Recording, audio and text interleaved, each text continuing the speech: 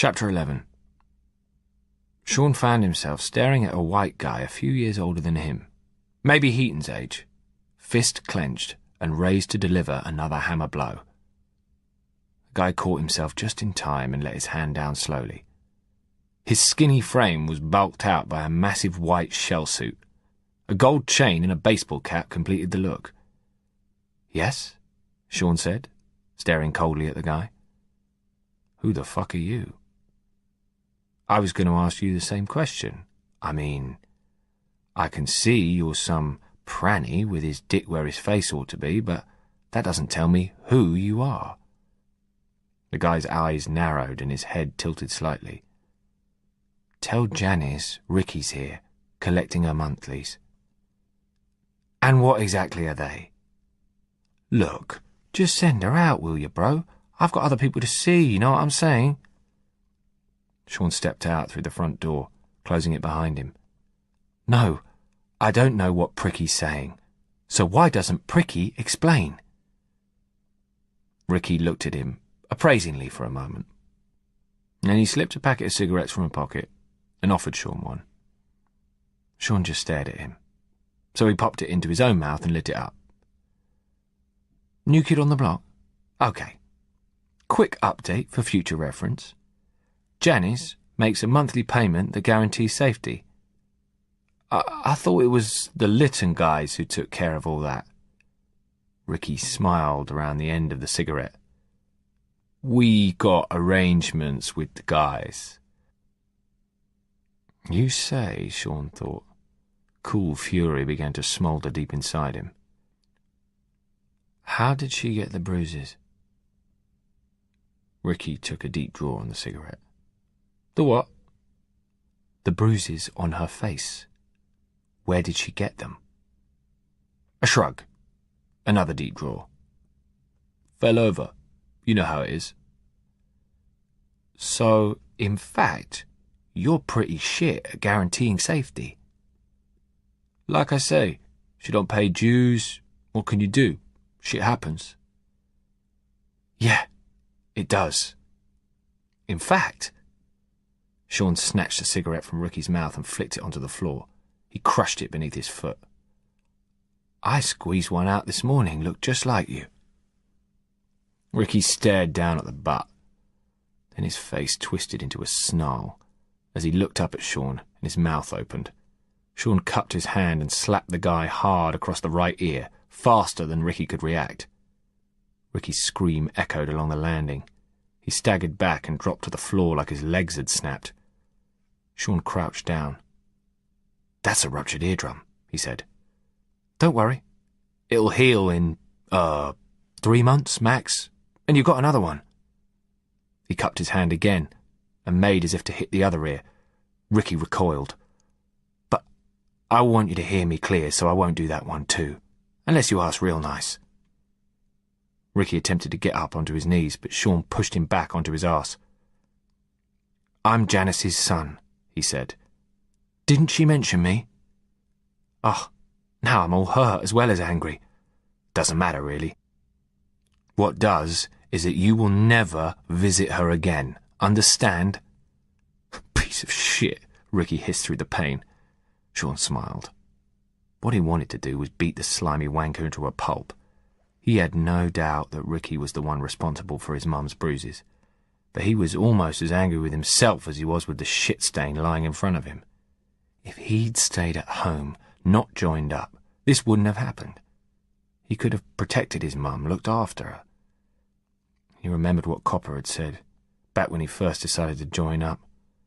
The bastard had been right. So Sean kept smiling and heaved Ricky to his feet.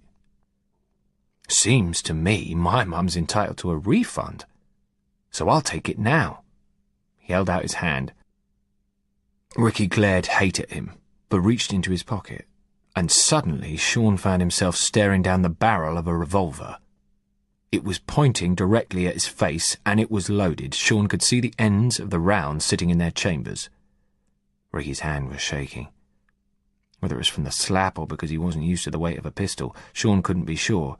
Didn't make him feel any easier about what was going down. "Right then, you shit," Ricky said. "Back off and get your bitch of a mother out here now." Sean raised his hands, not right in the air, just either side of his face. "Hey, you don't need that, bro." He had to work to keep his voice calm, low. "We can discuss this." "Shut up," Ricky screamed. "What? You think you can come back here and tell me what to do? You think—" Sean focused on the weapon, taking in how Ricky was holding it sideways, like an American gangster, trying hard to be cool. All that meant was that he was twice as likely to miss. When he fired, the gun would recoil, and the way Ricky was holding it, the shot would go anywhere. And even if he'd been using it properly, it was one-handed, the end of the barrel waving around all over the place. He didn't know squat about handling a weapon. If he had been only a few meters away, Sean would have felt pretty confident, because what with the shaking hand and the recoil, Ricky would almost certainly miss him. But this close, even for a novice, missing him would be a lot harder. "Now get your mum out here! Ricky's waiting!" Pricky can go fuck his own. Ricky raised the gun a bit higher, and Sean moved.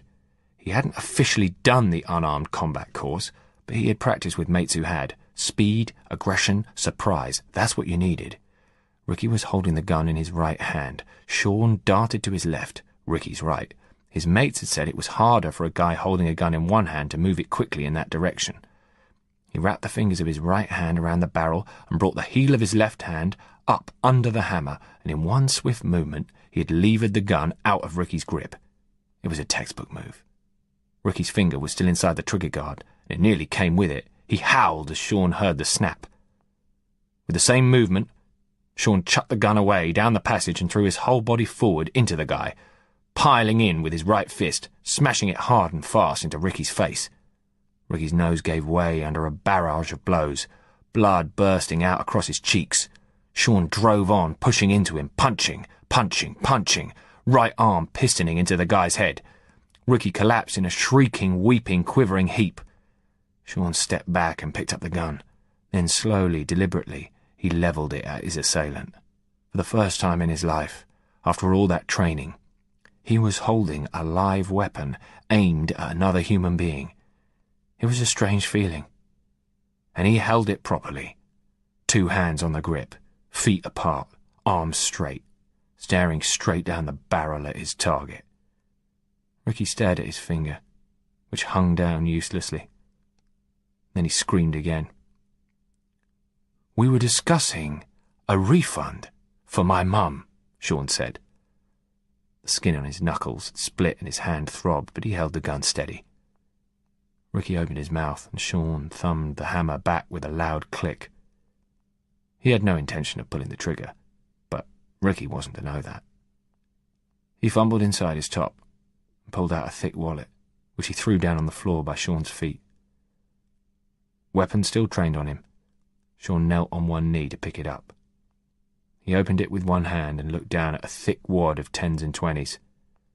Taking hold of the wad with thumb and forefinger, he lifted it out so that the wallet fell away. Then he kicked the wallet back to its owner and stuffed the money into his own pocket.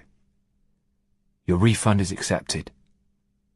Now do us both a favour and fuck off already." Ricky was clutching his hand with tears in his eyes. His face was a volatile mix of rage, agony and confusion as he clambered to his feet. "You're fucking dead. Your bitch of a mum owes me. Now you do too."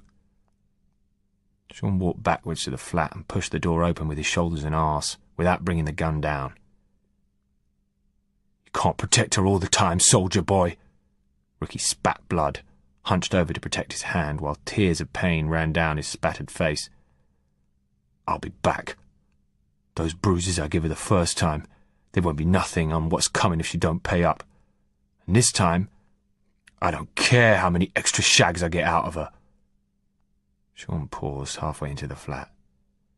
Then he crossed the threshold again and approached Ricky with steady, measured steps, tapping the gun against his thigh. "Oh, Pricky," he said softly. He had cut off Ricky's escape, which Ricky suddenly realised. About the same time as he realised he should maybe have kept his mouth shut about the extra shags. No, no, wait, please.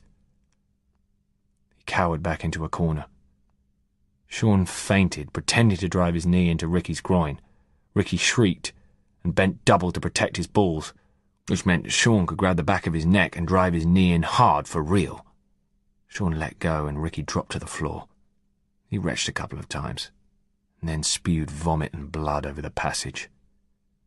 Sean crouched down nearby, just out of range of the pool of vom. You got arrangements with the guys? I'm one of the guys, and let's just say your arrangement is over. He went back into the flat and shut the door. He didn't look at his mum as he worked out how to break the gun open. He dropped the bullets into his hand and stuffed rounds and weapon into different pockets. On the other side of the door, Sean heard Ricky call him a dead man and a fucking bastard as he retreated, stumbling down the landing towards the stairs. Then silence. He stared hard at his mum. She looked back at him, the way he had looked at her the one and only time she had caught him in bed with a girl. "Why didn't you tell me, you dozy cow?" he asked softly. Her face seemed to crumple. "Because if I did, I knew you'd come and sort it out." "And that's a bad thing." "Yes. You went through so much to get away from this place. I'd die if you got nicked again. I'd die." Her eyes were like a rabbit's caught in the headlights just before the Land Rover splattered over it. Sean thought for a moment, then pulled her into a gentle hug. He gave her a kiss on the cheek and then rested his chin on the top of her head. What happened? Finally, she started to cry. "When PJ went, he took everything. Said he'd paid for it, so it was his, and he cleared out the account because most of it was his money, and I didn't feel safe without him and without you, so you started paying Pricky." Fucking hell. Sean closed his eyes, shook his head. "From now on, you tell me everything, right? Everything." He gently pushed her away and clapped his hands together like nothing had happened. "So." He winced. Shit, his hand hurt. He flexed his fingers slowly to keep the blood flowing and stop them swelling up. "Cup of tea, you were saying?" He would give it a couple of minutes before letting her know that he had to go out again. Unexpected business to attend to.